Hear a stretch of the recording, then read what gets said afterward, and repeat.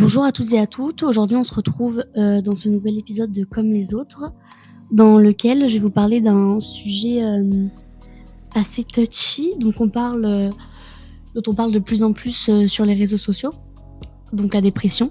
Pour vous en faire une petite définition un peu précise sur ce que c'est, parce que souvent on entend parler, mais sans trop vraiment savoir qu'est-ce qu'il en est.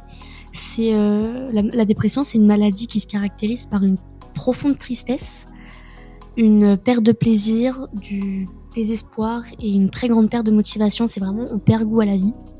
Et ça s'accompagne régulièrement de troubles de sommeil, de l'alimentation, de pensées sombres, de pensées suicidaires et bien d'autres choses encore. Et ça se différencie d'un état dépressif, parce que ça on en entend aussi beaucoup parler, notamment par sa durée. Donc il y a plusieurs types de dépression, mais je suis pas là pour vous toutes les décrire, parce que c'est une maladie qui se diagnostique cliniquement. Et c'est aussi très courant quand on a des douleurs chroniques, et c'est pour ça que je voulais en parler avec vous. C'est vraiment ce moment où à force de douleur, en fait, le mental il finit par lâcher. Avant de commencer l'épisode, je voulais vous rappeler que chacun vit la dépression différemment, que c'est propre à chacun et que je ne suis pas professionnelle de santé. C'est une expérience... Je vais vous raconter vraiment une expérience personnelle en lien avec les douleurs chroniques, et c'est un sujet qui peut être difficile, alors je vous invite à quitter l'épisode si vous êtes une personne sensible à ce genre de sujet, et à consulter quelqu'un si jamais vous avez des doutes sur votre état de santé mentale. Voilà, c'est un sujet dont on pourrait parler assez indéfiniment tellement il est large, donc j'ai récupéré aussi un peu des expériences d'une copine qui a été en HP, dont je ne sais pas grand-chose. Enfin, en tout cas, j'en saurais rien si elle n'y avait pas été, donc je me suis dit que je pouvais le partager avec vous.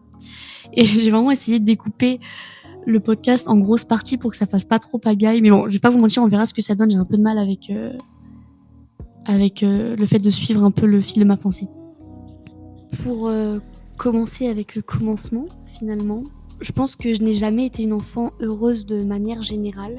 Malgré tout ce qu'on m'a donné, mes parents, je pense que j'ai eu beaucoup de chance, mais j'ai jamais été vraiment une enfant heureuse. Je veux dire, les premières fois que j'ai dit à mes parents que je voulais mettre fin à mes jours, j'étais en primaire et je subissais du harcèlement scolaire dû à mon poids. Et j'avais vraiment perdu toute mon estime de moi à ce jeune âge. Ça s'est un peu estompé avec le temps, tout ce qui s'était passé, mais en fait, ce manque d'estime de moi, il n'a jamais changé. Il est vraiment resté ancré, enfoui, et je pense que ça fait qu'aujourd'hui, du haut de mes bientôt 21 ans, je n'ai jamais été quelqu'un du tout d'heureux, parce que peut-être que je n'ai jamais été heureuse avec moi-même, tout simplement. C'est un sentiment en fait qui a refait surface au moment des douleurs chroniques pelviennes. Comme je l'ai dit dans un des tout premiers épisodes, ça a débuté par des crises d'angoisse jusqu'à ce que je me fasse finalement diagnostiquer. Je vais pas vous refaire tous les premiers épisodes, je veux juste vous poser un peu de contexte. Ne vous inquiétez pas, je ne radote pas encore. C'est particulier parce que dans le cadre de douleurs physiques, on comprend pas tout de suite ce qu'il se passe ou comment on en arrive là. Parce qu'en fait, oui, quand il y a des douleurs qui sont redondantes, ça finit en fait par nous taper sur le système. Mais dans mon cas, je pense que c'est encore ce qui touche à l'estime de moi qui m'a conduit à ce mal-être. Les commentaires des médecins, leur incompréhension, les commentaires des gens que j'ai pu fréquenter, en fait, on finit par douter notre propre douleur, de nous, et de se dire qu'on ne sera jamais comme tout le monde. C'est les mots blessants en fait des autres et les mots aussi blessants de nous à nous-mêmes, en fait, qui vont entraîner encore plus dans ce cercle vicieux qu'est la dépression. En tout cas, pour mon cas, ça s'est passé comme ça. Concernant plus largement les douleurs chroniques et la dépression, en fait, les médecins, ils sont pas du tout tous d'accord concernant le débat douleur puis dépression, genre les douleurs qui mènent à la dépression ou dépression qui mène à la douleur. C'est un peu vraiment le même débat que qui était là en premier, l'œuf ou la poule. C'est prouvé que du coup la dépression augmente le nombre et l'intensité des douleurs dans le corps. En fait, c'est psychosomatique. Et les douleurs, en fait, elles deviennent de plus en plus longues, et c'est quand elles persistent au-delà de 3 à 6 mois qu'on peut dire que c'est chronique. En fait, c'est la douleur qui n'est plus un signal d'alarme, ça devient un syndrome, une maladie. Et j'ai lu dans un article que c'était ce que la plupart des professionnels de la médecine pensaient, que c'était la dépression qui amenait la douleur. Pourtant, il y a quand même des études qui démontrent que les douleurs elles précèdent l'apparition de la dépression, dans la majorité des cas. J'ai été moi-même confrontée plusieurs fois à cette façon de penser où quand je disais au docteur qu'il fallait traiter mon entrejambe pour que ça aille mieux, il me répondait que c'était juste dans ma tête, que j'étais entre guillemets trop stressée, trop triste. Cette perception en fait des choses et ce manque d'écoute, ça vient vraiment alimenter des croyances sur nous qui sont fausses, selon lesquelles en fait on serait le problème. Enfin, qu'on serait incompris et en fait ça encore une fois ça alimente en fait cet état de dépression. On a l'impression que ça finit jamais, qu'on va faire toute notre vie comme ça, que ça va être impossible, qu'on va jamais pouvoir sortir comme on veut, jamais pouvoir rencontrer des gens, enfin tout ça quoi. Et d'ailleurs c'est pour ça qu'il y a certains médicaments, notamment certains antidépresseurs qui ont un effet double sur la dépression et sur la douleur chronique. Par exemple dans mon cas je prends de la venlafaxine. Et son principe, parce que je m'étais un peu renseignée à l'époque avant de le prendre. Pardon. C'est un nom un peu féminin, venlafaxine, mais vu que c'est un antidépresseur, je crois que c'est un. La venlafaxine, ça augmente en fait le niveau de certains neurotransmetteurs qui n'agissent pas que dans la gestion de l'humeur, mais aussi dans le ressenti de la douleur. En fait, ils vont réguler le signal douloureux que le corps envoie. Après, attention, ça ne fonctionne pas sur tout le monde. Et en vrai, moi, d'expérience, je vous conseille, si vous prenez des médicaments, de pas trop en parler entre vous. D'en parler entre gens qui en prennent, mais pas trop autour de vous, genre au travail, etc. Ou pour les choses pour lesquelles vous dépassez des visites médicales, parce que ça va vraiment vous fermer des portes, en fait. Les gens, ils ont pas tant de connaissances que ça. Moi, j'avais fait une formation militaire et j'avais beau leur expliquer que c'était pas que pour la dépression et tout, c'était en mode oui, mais on n'est pas trop sûr de ce que vous nous dites, blablabla. Enfin bref, c'est pas fou. C'est vraiment un manque de connaissances. C'est affolant. Je voulais faire aussi, je voulais vous parler un peu de ce qu'on ressentait quand on était en dépression. Et l'autre jour, vous voyez, je pense que j'ai commencé par là. Je parlais avec mon collègue et il m'a demandé quelle était la pire douleur que j'ai pu ressentir dans ma vie. Alors oui, c'est une question un peu profonde, mais je vais pas vous mentir qu'on surveille un bassin pendant 9 heures. Alors, à un moment donné, on se fait un peu chier. Et c'est vrai que après longue réflexion, et je pense sans mentir pour mon cas, ça a été justement cette dépression, cette maladie. Je pense que beaucoup de personnes vont se reconnaître dans ce que je vais dire, mais la sensation de lourdeur dans le corps est si difficile à encaisser. C'est le mal-être qui se reporte sur le physique sous une espèce de pression au niveau du tronc qui est tellement douloureuse. Je sais même pas comment vous expliquer, c'est une espèce de... Enfin moi je l'ai ressenti comme ça et pour en avoir discuté autour de moi, je sais qu'il y a pas mal de copines qui ressentaient un peu la même chose. C'était une espèce de... Je suis morte, pas mal de copines, j'ai que des copines dépressives. Mais c'est une espèce, oui, de pression comme si genre on a la gravité nous appuyait dessus, quoi. C'est horrible. Et c'est vraiment hyper bizarre, mais en général, les personnes qui veulent mettre fin à leur jour, ils ont pas envie de mourir, mais elles veulent juste que leur problème, mais aussi cette sensation s'arrête. Parce qu'en fait, elle est hyper abstraite, très très dure à décrire, on peut pas c'est pas tangible, c'est vraiment une sensation. Et elle est horrible à vivre au quotidien. T'as l'impression en fait que t'as un espèce de trou infini dans le corps qui ne s'arrête jamais et tu as du coup du mal à te projeter dans un futur optimiste dans lequel cette maladie ne fera plus partie de toi, dans laquelle tu seras heureuse et surtout dans la mesure où on sait que les récidives sont très très très fréquentes en dépression. Donc c'est un peu un cercle vicieux en plus parce que ça se rajoute à ça en fait le fait de culpabiliser, d'être en dépression, de culpabiliser, et là j'ouvre les guillemets, foutre sa vie en l'air. Je pense qu'on vous l'a tous déjà dit, hein, cette phrase de non mais tu te rends compte, tu t'es en train de foutre ta vie en l'air juste parce que t'es triste, je sais pas quoi, enfin détestable. Vraiment je pense qu'on nous l'a tous dit, au moins une fois, ou le y a pire dans la vie, genre c'est vraiment pas des choses qu'on a envie d'entendre.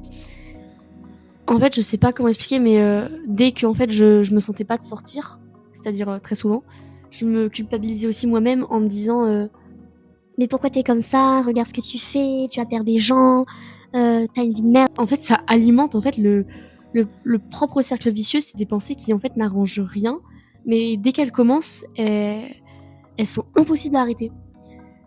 Surtout lors des crises, et pareil là je remets des guillemets, dans lesquelles en fait t'as vraiment envie de mourir, et où là t'as envie de te taper la tête contre un mur tellement juste tes pensées elles sont là, elles s'accélèrent, elles envahissent ton cerveau, t'arrives pas à les contrôler. Et moi vraiment je voulais je voulais me taper la tête contre un mur, je voulais me frapper parce que je voulais en fait arrêter de penser et arrêter de faire du mal. C'est trop bizarre, c'est vraiment très particulier. Je pense que les gens qui n'ont pas connu ça doivent se demander si on est juste pas fou, mais en tout cas ça a été pas mal mon ressenti. C'est très très glauque ce que je vais dire là dans la prochaine phrase que je vais dire. Donc c'est pas une phrase qui va être très très facile à dire. Mais ce qui me permettait dans ces moments-là de me ramener à la raison, entre guillemets, et de ne pas me dire, enfin de ne pas me faire des choses qui allaient être définitives. C'était c'était en fait, c'est horrible ce que je vais dire, c'est horrible. C'était en fait j'imagine, j'ai pas honte de le dire, mais je me rends compte en fait du truc, enfin bref, c'est horrible. En fait j'imaginais mon corps inerte dans mon appartement, mais d'un point de vue extérieur, genre comme si c'est une caméra qui filmait juste mon corps inerte sur le sol, et j'imaginais vraiment du sang autour de moi en mode je m'étais tuée quoi. Enfin un corps sans vie quoi, et ça me faisait peur. Et c'est justement à ce moment-là de ma réflexion où je me disais mais regarde, tu peux pas te faire ça, c'est pas ce que tu veux. Toi tu veux juste que ton mal cesse, en fait, tu veux pas que ton corps il soit inerte, c'est pas possible. En fait je m'éloignais de qui j'étais d'une certaine manière, comme si je voyais le truc dans un film, ou que je voyais genre ma pote, enfin moi du coup, sur le sol, et je sais pas pourquoi j'ai fait ça, mais je pense que mon cerveau m'a un peu auto-sauvé la vie comme ça. Après, quand je m'en souviens, parfois, je me rends compte que c'est une image de moi qui m'a un peu ça ne me fait pas super du bien de raconter ça, vous voyez, c'est vraiment pas évident. Je pensais pas avoir le dire un jour, mais on est entre nous. Voilà. Mais sachez qu'il y a une époque où je n'osais pas du tout en parler. J'avais honte de dire que je souffrais de dépression, j'avais peur qu'on me prenne pour une folle. Avec le temps, en fait, on se rend compte que les gens de notre âge, il y en a beaucoup dans le même cas, qui sont plus nombreux que ce qu'on le pense. Une fois, je vais vous donner un exemple, mais j'étais dans une fête de village près de chez moi. Et avec des gens que je connaissais du village, quoi, tout simplement. C'est petit, tout le monde se connaît, c'est super. Et en fait, on en discutait avec une fille que je connais. Elle fait toi tu prends quoi comme médicament, nana, moi je prends celui-là et tout. Et il y avait une collègue à ma mère qui s'est vraiment incrustée dans la conversation en mode mais moi aussi je prends ça, mais c'est fou. Et vous le prenez en combien, en quelle dose? Enfin bon, c'est une histoire un peu bizarre, mais vous voyez, c'est vraiment pour vous montrer qu'au final les gens, il y en a plein autour de nous qui ont envie de se flinguer, c'est super. Plus on est de fous, plus on rit. Mais du coup, en fait, ça a fait sentir un peu moins seule, ça a fait sentir à l'aise dans ce... Enfin, je me suis rendu compte que j'étais pas la seule à me sentir à l'aise dans le mal-être. Comment je pourrais expliquer ça autrement? Confortable, entre guillemets, avec le fait d'être en dépression. En fait, on finit par croire qu'on ne connaît que ça. Et même les pensées, en fait, positives paraissent fausses, elles paraissent pas en adéquation. C'est vraiment, on est confortablement installé dans notre mal-être. C'est que même quand on essaye de s'en sortir, vous voyez tout ce qu'il y avait autour des croyances limitantes, etc. C'est super, hein. Le principe est fou, mais quand t'es dans un état dépressif, je dis pas que ça marche pas, hein, c'est pas du tout le cas, mais c'est très compliqué parce qu'en fait t'as l'impression que c'est faux, quoi. Je sais que parfois je me réveillais le matin en me disant tiens, aujourd'hui motive-toi un peu, va faire ci, va faire ça, allez, tu vois, j'essayais de m'auto encourager. Je descendais, je faisais un gâteau par exemple, un truc comme ça pour m'occuper l'esprit, et j'avais envie de pleurer pendant que je faisais mon gâteau, hein. Vraiment, je pense qu'il y a des larmes dans ce gâteau, il y a pas besoin de rajouter de pincée de sel, hein. Vraiment, je pense que toute l'eau a coulé de mon corps. Et je me disais, mais non, allez, la vie est belle, tu fais un gâteau, c'est génial. Mais ça, c'était tellement fake. Genre, j'étais en mode, mais il y avait une autre, vous avez l'ange et le diable. Et l'ange, il était là à me dire, c'est super. Et le petit diable, de l'autre côté de mon épaule, il était en mode, ben non, mais c'est du bullshit ce que tu dis là, quoi. Enfin, c'était vraiment pas du tout en adéquation avec mon état d'esprit. Et c'est hyper dur, en fait, de sortir de ça. Après, je sais que dans mon cas, ça a fini par se stabiliser. Merci les médicaments. Merci aussi le centre antidouleur parce que je pense que ça a enlevé 50% de mon problème initial. Bon, il y a encore beaucoup de travail à faire, bien évidemment. Mais en fait, je sens que, vous savez, au réveil, je me sens contente. Je suis plus au bout de ma vie, même si ça m'arrive encore parfois de vouloir ne pas me lever et de me flinguer. Ça m'arrive encore très souvent, je dirais peut-être une fois par semaine où il y a vraiment un mood où c'est très très compliqué de se lever, très très compliqué de vivre. Mais c'est ça en fait, je suis pas heureuse dans ma vie, je sens que je suis malheureuse, genre je ressens ce mal-être, mais je suis contente quand je me lève le matin. Pour l'instant, ce mal-être là, il reste là sans trop que je sache pourquoi. Je pense juste qu'il y a des choses que je dois continuer de travailler comme je viens de le dire. Je me dis que parfois il faut peut-être mieux se sentir mal maintenant et résoudre ce qu'il y a à résoudre, vous voyez, se confronter au problème que de le faire à 50 ans, enfin, où ça sera plus du tout le moment, en fait, de tout forcément foutre en l'air. Après, je sais que là où la dépression a eu un avantage considérable, autre que sur l'empathie que ça donne, parce que je trouve que vraiment, pour le coup, ça donne une empathie monstrueuse pour tout ce qui se passe dans la vie et les personnes qui ont vécu des choses qui sont très difficiles de manière générale, pas forcément des dépressions, mais ne serait-ce que, enfin, entre guillemets, des burn-out ou juste des choses très difficiles, en fait, ça apporte une empathie pour les autres. Je me suis jamais autant sentie comprise par une copine qui avait eu pareil des périodes dépressives, etc. C'est bête, mais ça fait du bien. Mais l'autre avantage et je l'ai compris il y a quelques jours en écoutant un podcast de Léo Skepi qui justement en parlait de la dépression un petit peu. C'est que ça donne des directions dans lesquelles aller dans la vie. C'est-à-dire que dès que aujourd'hui, moi, comme je vous dis, c'est un peu stabilisé. S'il y a des choses que je m'apprête à faire, des directions que je m'apprête à prendre plus largement, et qu'en fait elles vont pas du tout être en adéquation avec moi-même, en fait je vais le ressentir tout de suite et mes émotions elles vont tout de suite être là en mode je vais tout de suite en fait me sentir mal et ne plus avoir envie de me lever le matin, et en fait ça veut dire en fait juste prendre l'autre direction, en fait prends le chemin inverse. Et donc sur ça a un avantage, ça a aussi un avantage de les émotions sont beaucoup plus fortes. Alors oui, c'est horrible quand on se sent mal, hein. Mais par contre quand on vit quelque chose d'agréable, en fait on sent que c'est vraiment agréable, quoi. Et une autre chose qu'il a dit aussi qui m'a pas mal qui m'a fait réfléchir, en fait, c'est que ça nous donne une certaine liberté. Il expliquait que on pouvait pas que les gens voulaient toujours de la liberté mais qu'ils étaient pas prêts à en avoir les conséquences, alors qu'en fait quand t'as vécu, quand tu t'es senti au plus bas, quand t'étais à 2 doigts de mettre fin à tes jours pour quelque chose, en fait t'as pas peur de prendre des risques pour ta vie. Alors je parle pas de risques du style rouler complètement saoul et complètement drogué sur la route, j'ai pas peur de mourir, pas dans ce sens-là, pas du tout. Je parle de risques en fait t'as moins peur de te louper parce que tu sais ce que c'est déjà de t'avoir en fait envie de mourir, tu sais déjà ce que c'est de l'enfer en fait. Parce que vraiment, pour moi, c'était l'enfer, la dépression. Et je pense que c'est un peu pareil pour toutes les personnes qui l'ont touché de près ou de loin. En fait, je dirais que du coup, t'as moins peur de te retrouver face aux conséquences et aux dangers que l'univers peut te mettre en travers de ton chemin. C'est aussi, en fait, je dirais pas que c'est un tremplin pour avancer plus vite, parce qu'en fait, c'est pas le cas. On reste bloqué des années quand on est en dépression. Donc bon, on se rattrape, disons.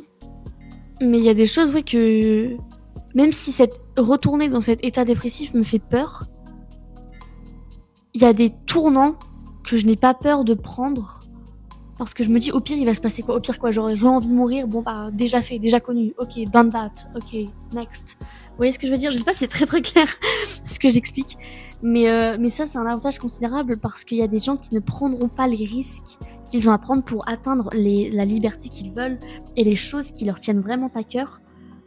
Alors qu'en fait, les gens qui ont déjà connu l'enfer savent qu'ils veulent pas y retourner. Donc dès qu'on va commencer à sentir que ça va pas, en fait, on va tourner de l'autre côté. On va pas avoir peur de refaire quelque chose, de tout recommencer, parce que en fait, t'as pas envie de retourner là-dedans. Juste, t'as pas du tout envie. Et je sais pas si c'est vraiment clair ce que j'explique. je fais de mon mieux pour vous donner beaucoup d'exemples, mais j'arrive un peu à court. Enfin, genre vous pouvez pas accéder au trésor sans vous confronter aux pirates. Vous voyez, c'est juste comme ça que se passe la vie en général. Et il y a des gens qui sont prêts à prendre ce risque-là de se confronter aux pirates pour avoir leur trésor. Et ces gens-là, c'est des gens comme nous, en fait, qui ont vécu ces choses difficiles. Et du coup, là où les gens disent qu'on est plus faible que d'autres, et pas tellement. Pas tant que ça. Genre, on entend des gens dire oui, mais quand t'es en dépression, t'es plus faible que les autres. Non, parce qu'au final, la personne qui dit ça, c'est la personne qui n'a pas vécu ce que vous avez vécu. Donc déjà, à partir de ce moment-là, elle peut pas se permettre de dire que vous êtes faible, parce qu'en fait, elle ne sait pas ce que vous avez vécu. En fait, ça se trouve, elle se serait flinguée dès la première épreuve que vous avez vécue, vous voyez. Ça se trouve, une personne qui me dit qu'il y a pire dans la vie, etc., elle aurait eu, ne serait-ce que le début de mes douleurs, en fait, elle aurait déjà été au bout de sa vie. En fait, vous n'en savez rien. Les gens n'en savent rien. Et personne ne devrait avoir à vivre des choses difficiles, mais malheureusement, il n'y a pas le choix. Et ça arrive.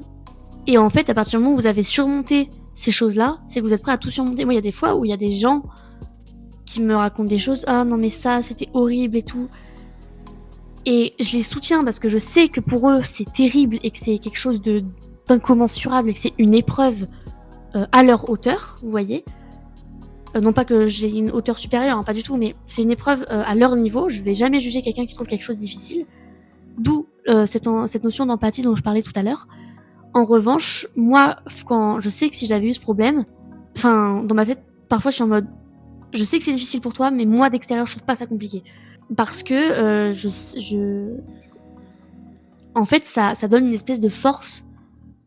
Je dirais pas que ça va nous forger comme on entend partout, mais ça donne une force de résoudre les problèmes et résoudre les conséquences. Genre, c'est un peu le truc de on n'est pas à ça près. Et en fait, je pense que ça donne ces espèces de petits pouvoirs-là. La dépression, alors oui, il y a des chances de récidive qui sont grandes. Oui, c'est horrible. Mais en fait, quand tu commences à te stabiliser, tu te rends compte qu'il y a des petites choses que ça va continuer de t'apporter si t'arrives à t'en sortir pleinement. Et c'est le but final. C'est très très dur. C'est une horreur d'essayer de s'en sortir de ce truc-là. C'est une des choses les plus compliquées au monde, je pense, selon moi. Mais par contre, en fait, on se rend compte que ça apporte un développement personnel qui est vraiment grand. J'ai vraiment parlé pendant une demi-heure de ça. Je sais pas si vous m'avez compris, donc ça se trouve vraiment je parle dans le vide depuis 10 minutes de ça. Mais bon. Je regarde mes notes. Si quelque chose que je trouvais horrible aussi dans la dépression, c'est la sensation qu'on ne sait plus qui on est quand on est dans cette période de notre vie-là. J'en parlais en fait avec des copines et on s'est rendu compte que parfois en regardant des photos de l'époque, on n'avait aucune idée de qui on était. Parfois je regardais des photos de vacances et je me demandais mais c'est qui elle ? Elle est magnifique, mais c'est qui elle ? Genre je comprenais pas qui c'était, j'arrivais pas à reconnaître ce sourire, j'arrivais pas à reconnaître ses yeux, j'étais en mode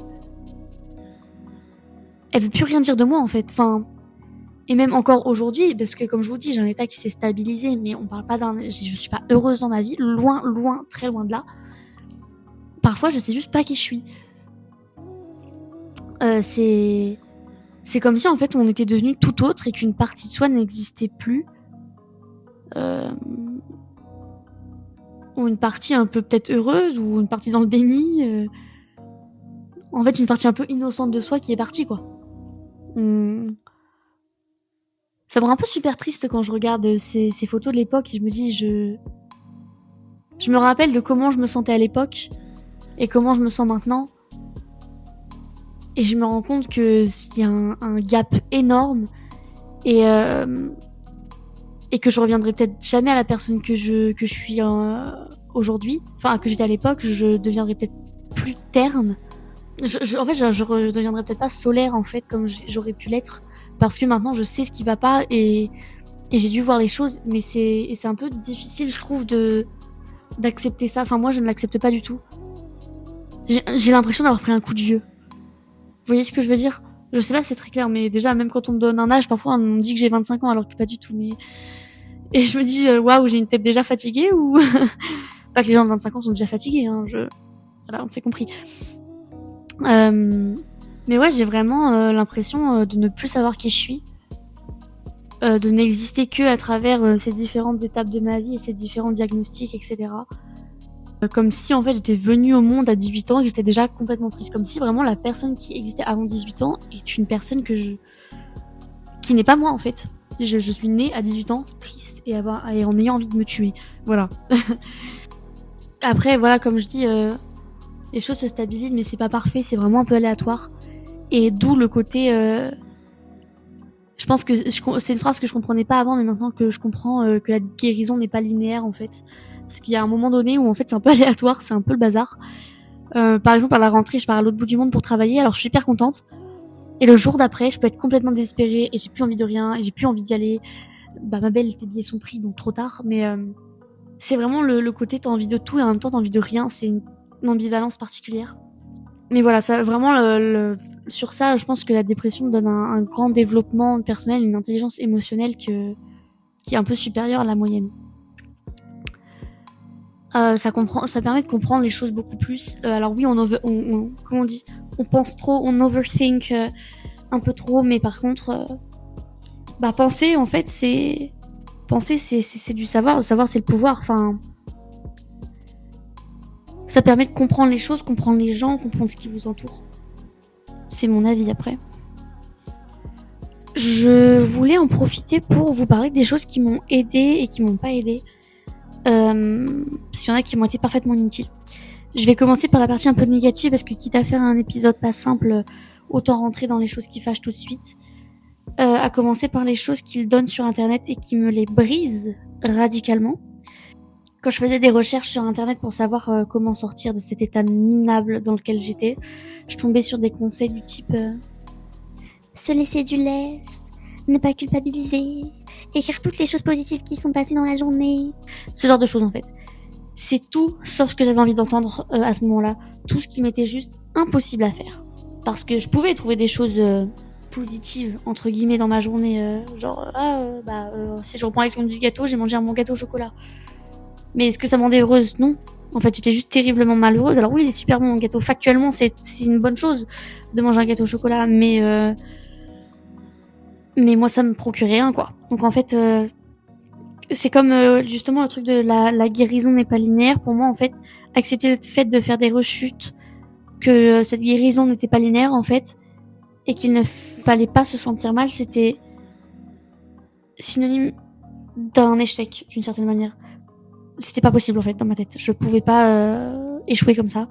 Ce qui m'a aidé, par contre, c'était d'avoir une psy spécialisée dans la dépression et l'anxiété. C'est agréable d'entendre que ce que tu vis, c'est pas juste un coup de blues, qu'il faut que tu t'en remettes, etc. C'est bête, mais en fait, elle m'avait dit que sans les médicaments, c'était très difficile de sortir de la dépression. Et quand elle m'a dit ça, ma psy, c'est des paroles qui m'ont fait un peu déculpabiliser d'en prendre pour aller mieux. Par exemple, pour ma mère, prendre des antidépresseurs, c'était l'échec. Il fallait que je les arrête au plus vite parce que je pouvais pas rester toute ma vie sous médicaments, blablabla. Alors que pour le coup, ils m'ont vraiment aidé à stabiliser mon état. Je suis pas heureuse avec, mais je suis moins souvent en PLS. Et c'est le cas pour pas mal de connaissances autour de moi qui se sont retrouvées à en prendre. Et savoir qu'en fait, sans ça, c'est très très difficile de s'en sortir. Enfin, je sais pas comment, mais ça vous donne la légitimité d'en avoir et se dire qu'en fait, vous êtes pas si fou que ça. Dans les choses que je vous conseille de faire attention aussi, c'est votre algorithme sur les réseaux sociaux. Alors oui, des TikTok dépressifs, ça vous fait sentir moins seul, mais ça continue de vous plonger dedans. À l'inverse, vous mettez des TikTok trop joie de vivre, ça vous fait sentir encore plus mal. Le mieux, en fait, c'est de trouver un espèce de juste milieu. Soit en arrêtant de suite d'utiliser l'application quand vous voyez que vous sombrez dans le TikTok un peu dark, un peu triste, Ou alors, ce que je fais qui m'a pas mal aidé sur court terme, je parle, c'est de faire en sorte que mon algorithme ne me mette que des trucs drôles. Pas de trucs hyper heureux dans lesquels j'allais me dire oh j'ai trop une vie de merde, ni un truc ultra triste dans lequel j'allais faire oh je suis trop d'accord. Non, vraiment un truc juste drôle, factuellement drôle. Ça me permettait de rire des travers, ça me permettait de me déconnecter des deux sentiments qui pouvaient me ramener à ma propre condition. Vous voyez ce que je veux dire? J'étais un peu... En fait, ça me rendait plus neutre. Donc quand j'étais dans mon lit en PLS à ne pouvoir rien faire, la seule chose que je faisais c'était scroller. Et je scrollais que des trucs drôles. Et en fait, juste, ça me déconnectait. Ça me permettait de ne pas sombrer encore plus et d'être à deux doigts de commettre des choses irréparables.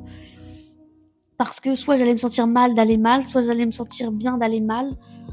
Là, c'était juste, c'est drôle et j'avais encore la capacité de rire. Je sais qu'il y en a pour qui même ça c'est difficile, mais regarder des choses drôles, ça permettait de rire des travers. Ça pouvait être juste des gags nuls, des gens qui se pétaient la gueule, etc. En vrai, ça permet de penser à rien. En fait, il y a rien de négatif, rien de positif. C'est complètement neutre. C'est juste drôle. Et dans le même genre, faites attention aux gens qui vous entourent. Ça semble un peu bateau comme phrase, mais vous entourez de personnes trop dans la positive attitude ou trop dans l'inverse, ça va vous faire le même effet que les réseaux sociaux. Je connaissais pas mal de gens qui étaient en mode, justement, qui vous sortaient les mêmes phrases du type mais faut la vie belle, regarde, fais la liste des choses qui te rendent heureux dans la vie. Et en fait, vous vous sentez pas compris du tout. Il faut s'entourer de personnes qui vous comprennent et qui acceptent que vous alliez mal. En fait, ça vous permet juste de moins culpabiliser sur votre état. Je parle de la famille, et pour ça, notamment de la famille, aussi les amis, etc. Et pour ça, une de mes copines et moi, on a eu un peu la même expérience. On était en fait dans un schéma toxique dans lequel on attendait des choses qu'on n'aura jamais de certaines personnes de notre famille, d'où l'utilité de la psy du coup. Elle, son père n'a jamais aidé et ne faisait que ramener les choses à lui, comme s'il n'avait pas écouté ce qu'elle lui disait, en fait, jamais. Elle pouvait lui dire qu'elle allait très très mal, il était en mode oui mais tu sais, moi, patati, patata, moi aussi je vais mal, et puis commençait à lui raconter sa vie, vous voyez. Et ma mère, à moi, par exemple, elle me hurlait dessus dans l'espoir que j'ai le déclic, à base de c'est bon, reprends-toi, tu vas pas pleurer toute ta vie, ce genre de discours un peu pseudo-moralisateur. Au point où quand j'allais pas bien, je finissais par avoir peur que ma mère approche de moi parce que je n'avais pas envie d'entendre ces reproches-là. Alors même si je sais que ça partait d'une bonne intention c'est très compliqué de voir son enfant dans cet état-là et faut lui donner le déclic, et il y a des fois, le déclic, il vient pas avec les gens. Le déclic, il vient tout seul, c'est le principe même. Et moi, je suis pas une personne qui a des déclics, je n'ai jamais eu de déclic de ma vie. C'est juste, je fais les choses jour au jour et c'est tout. Et en fait, c'est encore plus dur en fait d'entendre ce genre de reproches. Et je ne nie pas la difficulté que c'est pour votre entourage et vos connaissances de vous voir dans cet état-là, mais les réactions des gens quand ils apprennent que vous êtes en dépression, ça vous enfonce encore plus. Ça vous fait passer pour une folle, pour une instable, une personne dangereuse. En fait, vous faites un peu peur aux gens d'une certaine manière. Et du coup, à vous aussi, parce que vous vous persuadez que vous êtes le problème. Alors que parfois, en fait, c'est juste l'intelligence émotionnelle de votre entourage qui est plus le problème que vous-même. Il y a des gens, ils sont limités dans leur intelligence émotionnelle. Ils ne peuvent pas, ils n'ont pas eu les outils pour vous accompagner. Et je dis pas qu'il faut faire semblant d'être heureux avec eux, c'est pas ça. Mais parfois, il faut pas attendre de ces personnes-là qu'elles vous donnent le soutien dont vous espérez, en fait. Parce qu'elles pourront pas vous le donner, et en fait, ça vous enfonce juste encore plus. Une dernière chose qui m'a aidée avant de faire un point sur l'hôpital psychiatrique, c'est de ne jamais s'arrêter de vivre. Je m'explique. Quand on est en dépression, on a tendance à vouloir tout lâcher et ne rien faire. Sauf qu'en fait, le monde, lui, il ne s'arrête pas de tourner autour de vous. Et le temps ne s'arrête pas de passer pendant que vous allez mal, quoi. Malheureusement, d'ailleurs. Alors même quand j'étais en dépression et que j'avais envie de me tuer, que j'avais pas envie de me lever, que j'appelais mes copines parce que c'était impossible pour moi d'aller en cours et tout, je continuais quand même de le faire, je continuais quand même d'essayer de faire mon mieux pour trouver du travail quand je devais essayer de trouver du travail, donc de postuler, etc. Mais quand je vous dis que c'était tellement dur, c'était horrible, parce que je me suis dit que les choses allaient continuer sans moi et que la pire chose qui puisse encore m'arriver serait d'avoir la sensation, en fait, d'avoir tout loupé une fois que les choses s'arrangeront. Alors, une fois que j'irai mieux, et en fait, j'aurai tout à recommencer. Par exemple, si j'étais pas allée en cours, donc pendant 2 ans, que j'avais pas eu mon BTS, etc.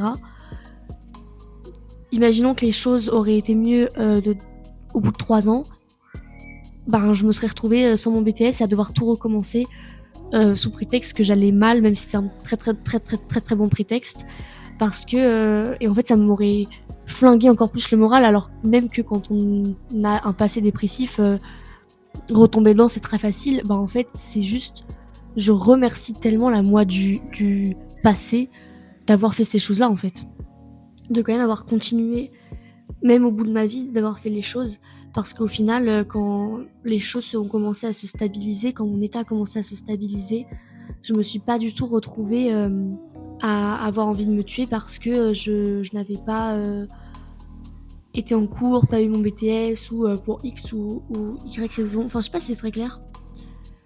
Mais aujourd'hui, même si postuler pour des saisons, ça me coûtait beaucoup, me lever pour aller en cours, ça me faisait mal, s'occuper de moi, c'était une tâche, vraiment. Maintenant que ça va mieux, en fait, je me remercie et en fait, ça apaise un peu mon âme d'une certaine manière. Et ça m'a permis de pas trop, ça me permet toujours, en fait, d'ailleurs, de ne pas trop retomber dans ce cercle vicieux. Après, c'est pas facile, c'est vraiment plus facile à dire qu'à faire, parce que, comme je le disais, chacun vit la dépression à sa manière et moi, même si j'avais envie de me tuer, j'arrivais un peu à me lever le matin, mais il y en a pour qui ce n'est pas possible et c'est ok, c'est pas du tout c'est comme ça en fait. Donc comme je dis, c'est vraiment plus facile à dire c'est plus facile à dire qu'à faire et en fait moi je me disais que c'était pas facile mais que j'avais pas trop le choix. Et c'est pas grave de pas y arriver, il faut vraiment faire le mieux qu'on peut et pas de ce que les gens pensent que vous devriez faire. C'est vraiment vous faites du mieux que vous pouvez et c'est tout. Vraiment, c'est pas oui mais tu pourrais faire mieux, non, c'est vous connaissez vos limites quand vous êtes en dépression, vous le savez, vous savez que telle ou telle chose est difficile, et bien vous faites le maximum que ce que vous pouvez. Mais ça pourrait vraiment vous aider pour la suite, et c'est bête, mais voilà.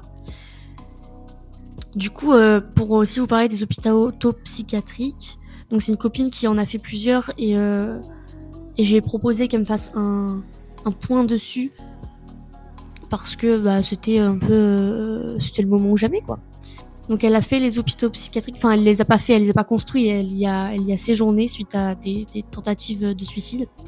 Et elle n'est pas très très convaincue de son expérience là-bas, pour être honnête, pour ceux qui hésitent à y aller, je dis ça comme si on parlait d'un parc d'attractions, c'est super. Elle en a fait 3 des hôpitaux psychiatriques dans différents endroits, dans différentes régions, mais elle m'a expliqué que dans aucun de ces endroits elle n'avait trouvé de bons professionnels. Elle m'a dit qu'elle avait la sensation qu'ils n'en avaient rien à faire, ou alors qu'ils étaient complètement incompétents, ou alors s'ils étaient compétents, en fait, que le courant ne passait pas avec les professionnels, par exemple la psy, sauf que la psy, il y en a qu'une, donc en fait, si le courant passe pas, t'as juste pas le choix. Donc c'est un peu inutile. Surtout, genre, qu'apparemment, ils te forcent à la voir, vraiment, t'as pas le choix d'aller voir la psy, quoi. Elle m'explique aussi que là-bas, elle s'ennuie vraiment beaucoup, qu'elle avait pas le droit au téléphone dans la chambre le soir et qu'il ne propose pas d'activité. Donc en fait, comme tu fais rien, ton état en fait il s'empire encore plus. C'est vraiment elle m'expliquait que l'hôpital psychiatrique c'était vraiment juste pour te garder en vie, mais physiquement en fait, pas psychologiquement. Après, il faut savoir que les cliniques privées, c'est complètement différent. Il y a une liste d'attente qui est très très longue. Donc parfois, quand t'es enfin accepté dedans, c'est que t'en as plus besoin. Mais apparemment, c'est vraiment complètement différent. Je tiens à faire la différenciation. Aussi, elle m'a expliqué aussi que après avoir fait des tentatives de suicide, ils te font pas du tout confiance, les gens à l'hôpital, les infirmières, etc. Et ils infantilisent beaucoup les patients. Donc j'imagine qu'en effet, c'est pas très agréable quand t'as 20 ans. Voilà. Même chose, elle me disait qu'il ne la laissait pas aller voir sa famille, il laissait pas de permission. Donc ça respecte pas non plus vraiment les besoins de la personne. Dans le cadre de ma pote, elle avait vraiment besoin de voir sa mère, sa sœur, etc. Et ça n'a pas du tout été, entre guillemets, respecté. Donc pour elle, ça n'a pas du tout été une bonne expérience et pas une expérience très utile. Donc je trouvais ça un peu cool de vous en parler dans la partie du podcast, que dans cette partie du podcast, parce que j'avais aucune idée de comment ça se passait. Je me suis dit que ça pouvait servir à d'autres. Donc voilà. Petit moment HP. Et du coup, merci à elle d'avoir bien voulu en parler de ce qui se passait en fait derrière les murs et d'avoir parlé de ça et de m'avoir autorisé surtout à en parler. Voilà, gros bisous à toi. Je voulais, avant de clôturer le podcast, vous faire j'avais autre chose à dire, autre chose à rajouter. Avec le recul, et parce qu'aujourd'hui, tout de suite, maintenant, ça va plutôt bien, entre guillemets. Comme je le répète et je le répéterai, ça se stabilise. Je me rends compte que ça sert à rien de culpabiliser parce qu'on souffre. Et en fait, c'est complètement normal d'aller mal dans ces moments-là, même si notamment au travers des réseaux sociaux, on nous fait croire que parfois tout est quasi toujours beau, que les gens que l'on côtoyait en cours vivent une vie bien plus intéressante que la nôtre. On voit telle personne avec qui on était en 6e B aller en boîte tous les soirs, voyager tout le temps, etc. Et en fait, je vais être honnête avec vous, tout le monde fait semblant. Et j'en ai un peu marre de cette hypocrisie qui fait finalement juste empirer les choses. Faut vraiment penser à ça, c'est que tout le monde ne poste que les moments qu'ils ont envie de poster. Et en fait, c'est un peu bateau, mais il faut vraiment le penser et le conscientiser. Parce que vraiment, sinon, ça fait tout qu'empirer les choses et ça vous fait culpabiliser d'aller mal, alors que, en fait, mais moi, je le faisais sur Instagram, je poste que les choses jolies, les choses qui se passent bien. Je me poste pas en train de pleurer dans mon lit, pas prendre ma douche pendant 3 jours, vous voyez ce que je veux dire. Et tout le monde le fait parce que c'est les réseaux sociaux, c'est comme ça. Il y a aussi des gens qui sentent très mal et qui posent des choses très belles et c'est très facile de poster les 6 fois où vous êtes allé en boîte dans l'année dans un TikTok et de faire genre que vous y êtes allé tous les jours, vous voyez ce que je veux dire. Donc ça, il faut aussi le prendre en considération et le conscientiser. C'est pas parce que votre dépression ne se voit pas qu'elle n'est pas grave, et c'est à prendre au sérieux vraiment très rapidement pour le coup. Et l'avantage d'être accompagné par des spécialistes, c'est que vous allez toucher plus vite à la source de votre problème. Moi, les douleurs, elles se sont grandement apaisées, mais je vais quand même pas bien parce que j'ai compris que j'avais aucune estime de moi-même et j'étais un peu mon pire ennemi. Et toute seule, j'aurais peut-être été plus longtemps encore dans le déni que ce que j'ai été de savoir ça, vous voyez. Donc vraiment, il ne faut pas culpabiliser de ça et ne vous dites pas que vous n'êtes pas légitime d'aller pas bien parce que y a toujours pire dans la vie. Bah en fait, non, votre santé mentale, elle est à prendre très très au sérieux. Je crois que c'était à peu près tout ce que j'avais à dire pour cet épisode. Peut-être que je referai un autre si j'aurais d'autres choses à dire sur la dépression, après tout. Donc merci à tous et à toutes d'avoir écouté cet épisode qui était quand même un peu lourd, c'était vraiment pas un sujet facile. C'est assez touchy et j'espère que ça a été. Moi j'avoue qu'il y a j'ai dû couper le podcast en 2 à un moment donné et refaire l'autre partie quelques jours après parce que c'était pas simple non plus de parler de ces choses-là. Je rappelle aussi qu'en cas de détresse, vous pouvez appeler le 18 ou encore le numéro national de prévention suicide, le 3114. Mais surtout, ne restez pas démunis avec votre santé mentale, c'est très très important.